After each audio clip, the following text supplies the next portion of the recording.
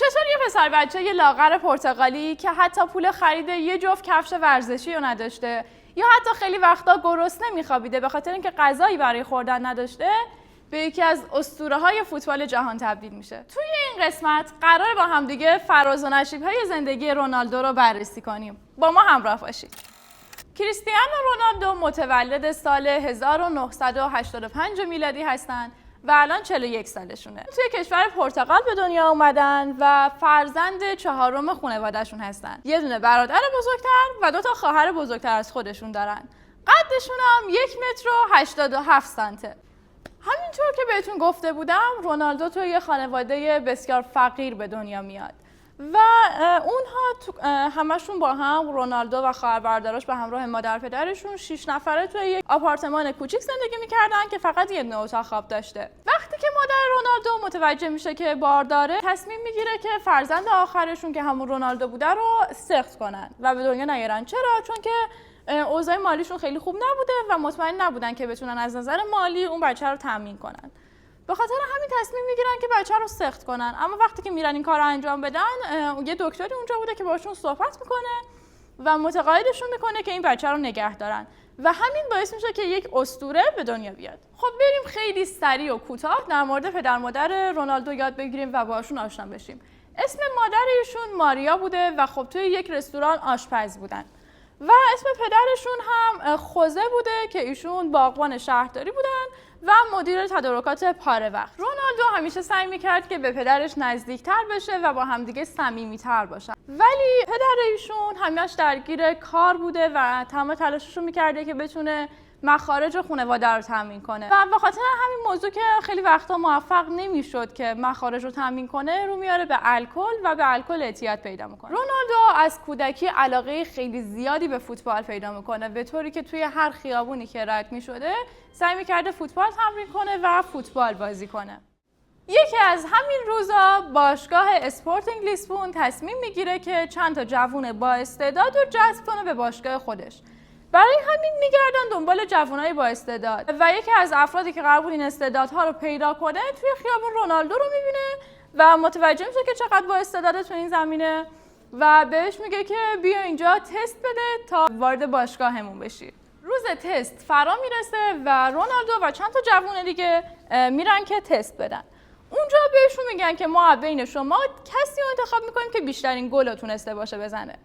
رونالدو وقتی که این حرف رو میشنوه میفهمه که این شاید یک راه نجاتی باشه براش که بتونه شرایط زندگی خودش رو تغییر بده. برای همین تصمیم میگیره که تمام تلاشش رو بکنه تا بتونه بیشترین گل بزنه و یه دونه گلم میزنه. ولی یه جوون دیگه تو اون بازی بوده که اون موفق شده بوده 2 تا گل بزنه. دقیقه پایانی بازی که میرسه تعداد گل این 2 نفر با هم دیگه برابر میشه و اون جوونی که رقیب رونالدو بوده فرصت گل داشته، یعنی دروازه جلوش بوده و میتونسته گل بزنه.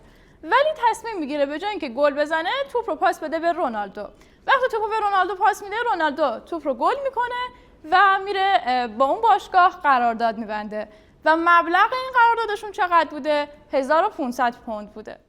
رونالدو با خاطر اینکه بتونه توی اون باشگاه بازی کنه مجبور میشه که به لیسبون بره و از پدر مادر خودش جدا شه و همین باعث میشه که دیگه مدرسه رو ادامه نده و فقط تا کلاس 6 درس بخونه.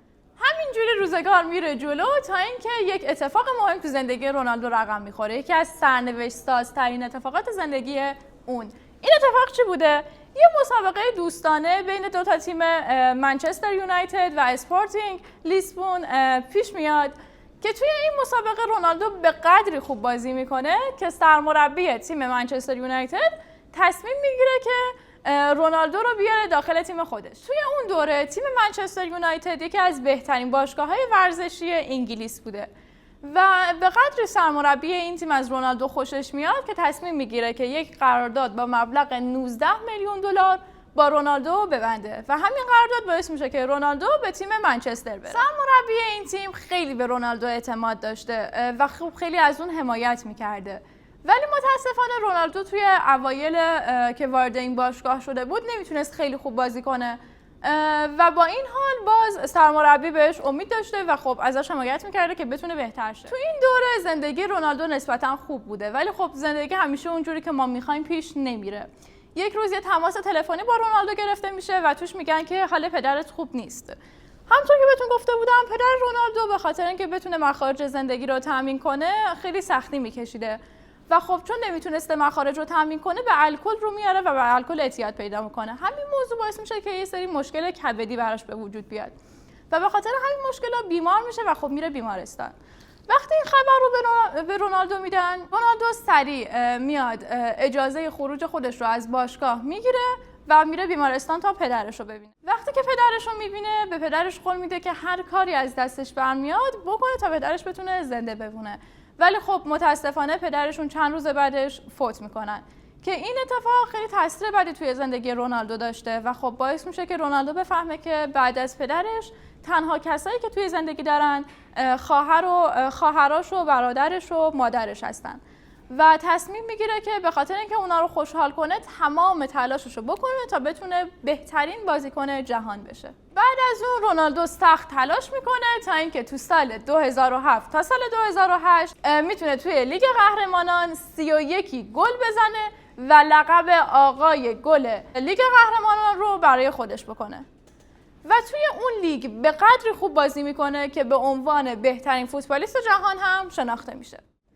چند سال بعدش که از فرزندهاش به نام جونیور به دنیا میاد و توی سال 2018 وقتی که 31 سالشون بوده با وجود 450 گلی که برای رئال مادرید زده بودن تصمیم میگیرن که به باشگاه یوونتوس برن و قراردادی رو با باشگاه یوونتوس امضا میکنن به قیمت 88 میلیون پوند که این قرارداد ایشون رو به گرونترین بازیکن بالای 30 سال تبدیل میکنه.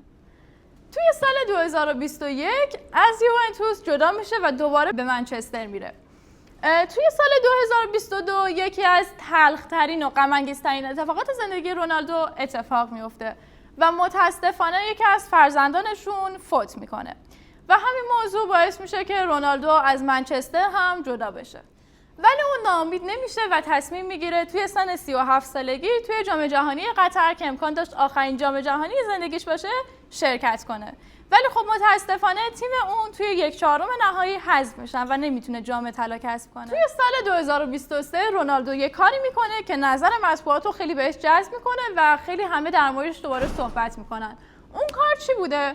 رونالدو میاد یک قراردادی با تیم النصر میبنده که توی اون قرارداد سالانه 200 میلیون دلار درآمد داشته. این بود داستان زندگی مردی که ثابت کرد غیر ممکن فقط یک کلمه است. خیلی ممنونم که تا اینجای ویدیو همراهم بودید. خوشحال میشم که با لایک و کامنت و سابسکرایبتون از من حمایت کنید. خدا نگهدار.